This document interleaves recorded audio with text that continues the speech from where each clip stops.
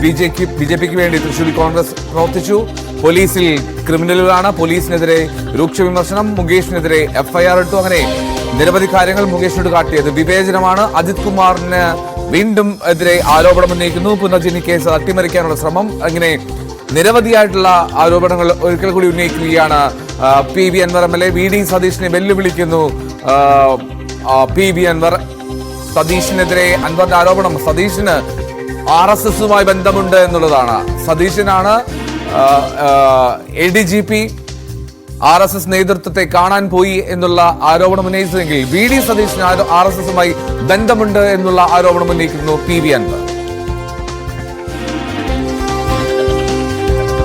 അൻവറിനെ വെല്ലുവിളിച്ചുകൊണ്ടായിരുന്നു V D സതീഷിനെ വെല്ലുവിളിച്ചുകൊണ്ടായിരുന്നു അൻവറിന്റെ വാർത്താ സമ്മേളനം. എന്തൊക്കെ വളച്ചൊടിക്കാൻ ശ്രമിച്ചാലും അതിൽ മാറ്റമില്ല എന്നുള്ളതും ആവർത്തിക്കുന്നു പി വി അൻവർ. പോലീസിൽ നിരവധിയായിട്ടുള്ള ക്രിമിനലുകളുണ്ട്. അതിൽ പോലീസ് എഫ്ഐആർ ഇട്ടത് വിവേചനപരമാണ്, മുകേഷിനോട് കാട്ടിയത് എന്നും ആരോപിക്കുന്നു പി വി അൻവർ. അജിത് കുമാറിനെതിരെ വീണ്ടും ആരോപണങ്ങൾ ഉന്നയിക്കുന്നുണ്ട് MLA. പോലീസിനെതിരെ അതിരൂക്ഷ വിമർശനങ്ങളും തുടരുകയും ചെയ്യുന്നു. ബി.ജെ.പിക്ക് വേണ്ടി തൃശൂരിൽ കോൺഗ്രസ് പ്രവർത്തിച്ചു എന്നുള്ളതാണ് മറ്റൊരു പ്രധാനപ്പെട്ട കാര്യം പി വി അൻവർ ഉന്നയിച്ചത്. CB അനുമോദ് ചേരുന്നുണ്ട്. അനുമോദ്, ഇന്ന് ഇപ്പോൾ അൻവർ മാധ്യമങ്ങൾക്ക് മുന്നിൽ എത്താനുണ്ടായ സാഹചര്യമുണ്ട്.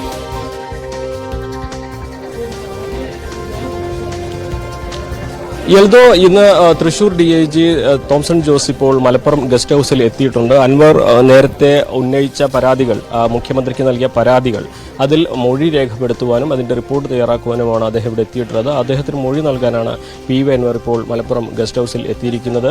കഴിഞ്ഞ ദിവസം തന്നെ അദ്ദേഹത്തിന്റെ മുഖ്യമന്ത്രിക്ക് നൽകിയ പരാതി അദ്ദേഹം പുറത്തുവിട്ടിരുന്നു. അതിൽ പ്രകാരമുള്ള കാര്യങ്ങൾക്ക് മൊഴി നൽകാനാണ് അദ്ദേഹം എത്തിയിരിക്കുന്നത്. ഇപ്പോൾ അതിനു മുൻപ് ഗസ്റ്റ് ഹൌസിൽ പ്രവേശിക്കുന്നതിന് മുൻപാണ് അദ്ദേഹം മാധ്യമങ്ങളെ കണ്ടത്. ഇന്ന് അദ്ദേഹം മാധ്യമങ്ങളെ കണ്ടപ്പോൾ പ്രധാനമായിട്ടും ADGP അജിത് കുമാർ RSS നേതൃത്വവുമായി നടത്തിയ കൂടിക്കാഴ്ചയെക്കുറിച്ച് ചോദ്യത്തിനാണ് പ്രതികരിച്ചത്. വി ഡി സതീശൻ, പ്രതിപക്ഷ നേതാവ്, ഈ ഒരു കൂടിക്കാഴ്ചയെക്കുറിച്ച് പുറത്തുവിട്ടതിൽ ദുരൂഹതയുണ്ട്.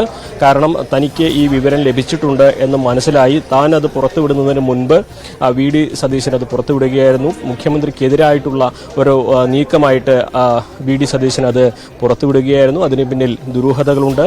അത് തനിക്കെതിരെയുള്ള അന്വേഷണം വരാതിരിക്കാനുള്ള ഒരു നീക്കമായിട്ട് വേണം കാണുവാൻ എന്ന ഒരു വ്യാഖ്യാനത്തോടെയാണ് പി വി അൻവർ ആ വിഷയത്തിൽ പ്രതികരിച്ചത്. അതുപോലെ തന്നെ അജിത് കുമാർ, നമ്മൾ നേരത്തെ ചോദിച്ച അജിത് കുമാറിൻ ഈ സ്വപ്ന സുരേഷിനെ സഹായിച്ച വിഷയങ്ങളിലടക്കം അന്വേഷണം വേണമെന്നും പി വി അൻവർ ആവശ്യപ്പെട്ടു. കേരളത്തിലെ പോലീസിംഗ് സംവിധാനത്തിൽ പുഴുക്കുത്തുകളുണ്ട്.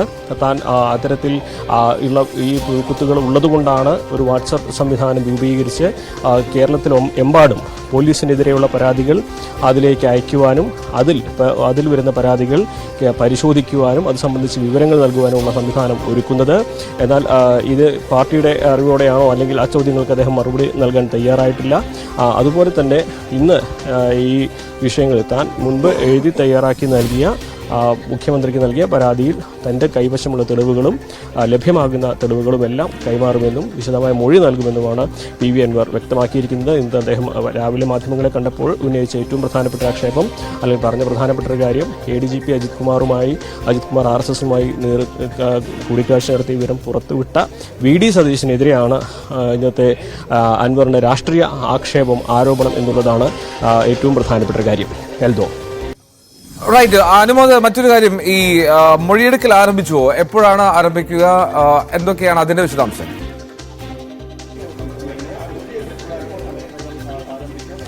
അദ്ദേഹം ഇപ്പോൾ ഗസ്റ്റ് ഹൌസിൽ എത്തിയിട്ടേ ഉള്ളൂ. നടപടിക്രമങ്ങൾ പൂർത്തിയാക്കേണ്ടതുണ്ട്. സ്വാഭാവികമായിട്ടും മണിക്കൂറുകളെടുക്കുന്ന കാര്യമാണ്. കാരണം അദ്ദേഹത്തിന്റെ പരാതിയിൽ തന്നെ 10-15 പ്രധാനപ്പെട്ട കാര്യങ്ങളുണ്ട്.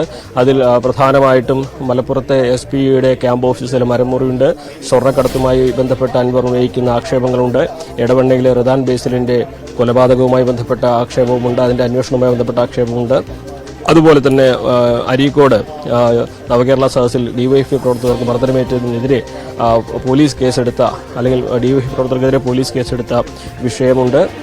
അങ്ങനെ 10-15 വിഷയങ്ങൾ അദ്ദേഹം മുഖ്യമന്ത്രിക്ക് മുമ്പിൽ ഉയർത്തി കാണിക്കുന്നു. പ്രത്യേകിച്ച് MR അജിത് കുമാറിനെതിരെ ആക്ഷേപങ്ങൾ, അദ്ദേഹത്തിന് അനധികൃത സ്വത്ത് സമ്പാദനം, ഈ സ്വർണ്ണക്കടത്തിൽ ഇടപെടൽ, ഗ്രീൻ ചാനൽ വഴി സ്വർണ്ണക്കടത്ത് കേസുകളിൽ സ്വാധീനം ഉപയോഗിക്കുന്ന രീതി, തനിക്ക് അനുകൂലമാവുന്ന രീതിയിൽ കേസ് അന്വേഷിപ്പിക്കുന്ന രീതി തുടങ്ങി പോലീസിലെ നിരവധി പ്രശ്നങ്ങൾ അദ്ദേഹം ഉന്നയിച്ചിട്ടുണ്ട് ഈ പരാതിയിൽ തന്നെ.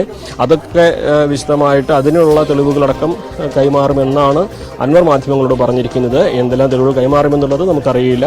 എന്താണെങ്കിലും നടപടികൾ പുരോഗമിക്കുകയാണ്. ഒരുപക്ഷെ ഇന്ന് വൈകുന്നേരം വരെ നീണ്ടു നിൽക്കാനുള്ള സാധ്യതയും ഇതിൽ കാണേണ്ടതുണ്ട്. റൈറ്റ്. എന്നാലും പി വി അൻവർ കൂടുതൽ ആരോപണങ്ങൾ ഉന്നയിക്കുന്നു. മാത്രമല്ല ഈ ന്യൂസ് 18 പുറത്തുവിട്ട വാർത്ത